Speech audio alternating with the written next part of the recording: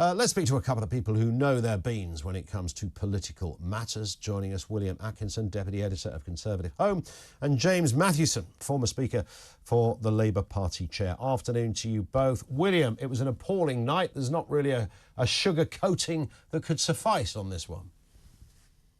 Yes, no. I don't think it's as appalling as it could have been. You know, if the Tories had come third in Blackpool South, if they'd failed to hold Ben Houchen's mayoral seat, for example, then things were looking incredibly dire for Rishi Sunak right now.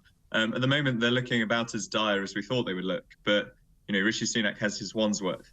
He has results that he can point towards to suggest that the Tories aren't looking at a sort of existential Canada 93 style wipeout and just looking at a Britain 1997 style wipeout at the next election. So, as I say, far from a very good night, but not as bad as it could have possibly been. Yeah. James, how are you, sir? Good. I find that funny from William, because I don't think it's ever as bad as it could be, really. I mean, if we're looking for a bottom line and we're thinking things could be disastrous, things could always be worse. Of course they could. That's one of the things us eternal optimists in politics always like to reassure ourselves with. However, I do think we have to remember just how quickly things have turned around here. I mean, we're talking 2019, the last general election, Labour wiped out, conversations about Labour never coming back, Labour never being able to make a resurgence, and yet facing this situation.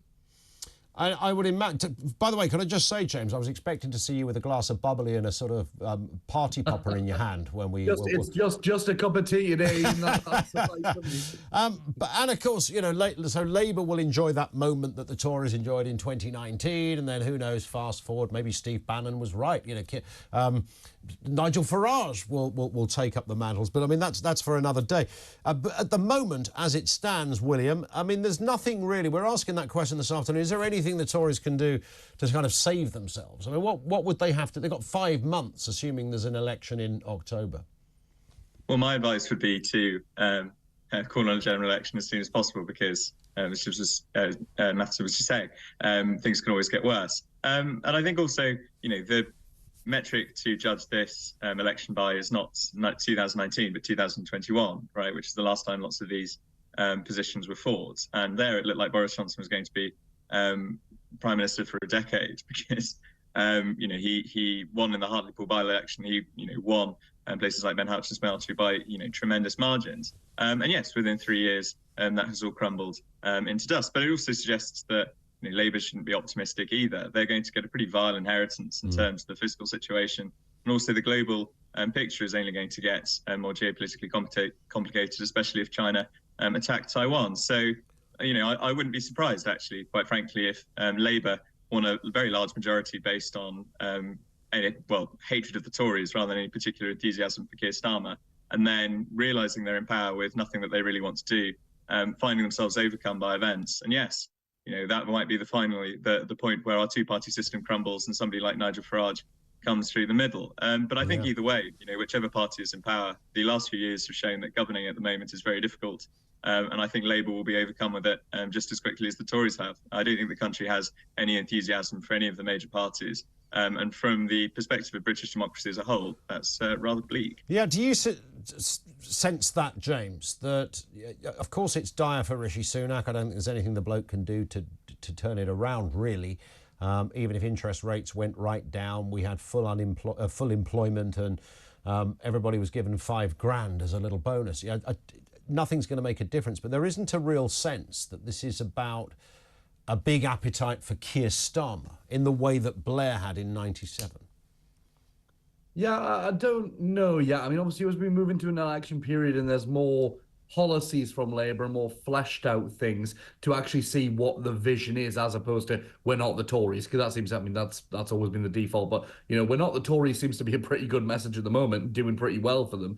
But hopefully there can be some enthusiasm in the long run. And many people, even people like Alistair Campbell, seem to be sending very strong messages to Lotto, to the leader of the opposition's office, saying, you know, you need to come out with substantial policy offers to get people excited, because not only do we want the Tory voters to be apathetic and stay at home and perhaps switch their votes, but we want the Labour voters to come out in droves and to be inspired. But I think William's right. I think the overall message here, and the thing I'd be thinking more than anything today, and seeing many people I used to work with and people who are friends get elected overnight to various positions, from police and crime commissioners to mayors, I would be saying, who on earth in this day and age and at this time wants to be a politician in their right mind? Yeah, who would want to be a politician? We're just hearing, by the way, that Labour have declared victory in the East Midlands mayoral election. I don't know if that's new news to you, James, but that is the latest we're hearing.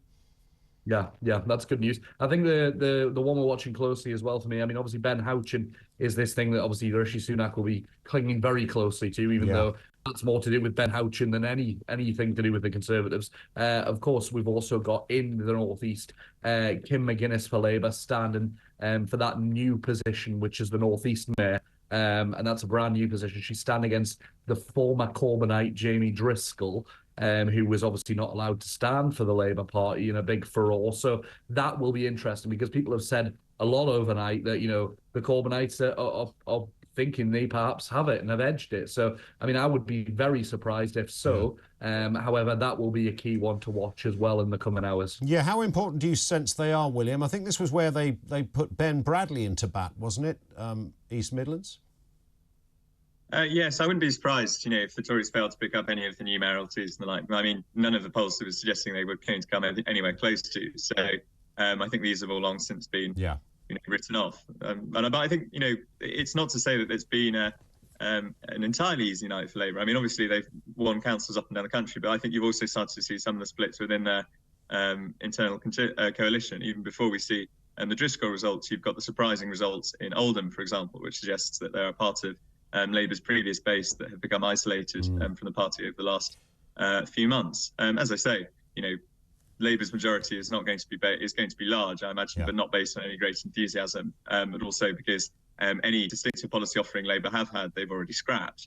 And also because I think, quite frankly, they didn't really expect to be in government, so they didn't think they'd have to do any hard thinking until around now. And so, yes, as I say, the Tories have had an awful night. But I imagine in the years to come, Labour are going to have some very, very torrid nights. I think so. And William, just on that point, a final question to you. Is there anything, when you're laid in bed at night and you pull your quilt up emblazoned with that big picture of Margaret Thatcher on it, do you ever think to yourself, if only the Tories did this, then they might stand a chance of success? Is there that one golden nugget of a policy they could put out there now that could maybe not win them the next election, but certainly reduce the potential of an absolute slaughtering?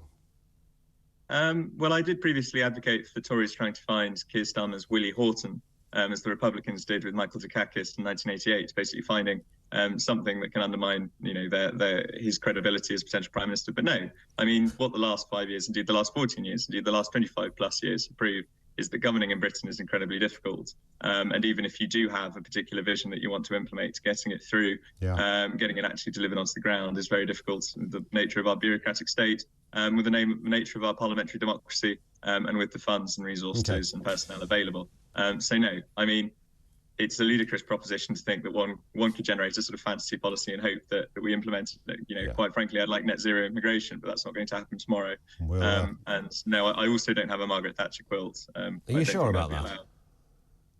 James, have you got a Harold Wilson quilt? I mean, I'm bound to sort of, find some parity here in the quilt department. No, and as for a Margaret Thatcher quilt, I couldn't possibly do that to my ancestors, my family members. The word was her name was a swear word in our house. It was in a lot of people's, despite being the most successful PM ever, which is curious. You might want to arguably. I knew you were going to say that. Listen, James, great to have you on with us. Nice to talk. James Mathewson, former Speaker for the Labour Party Chair, and William Atkinson, Deputy Editor of Conservative Home, with us here on talkTV.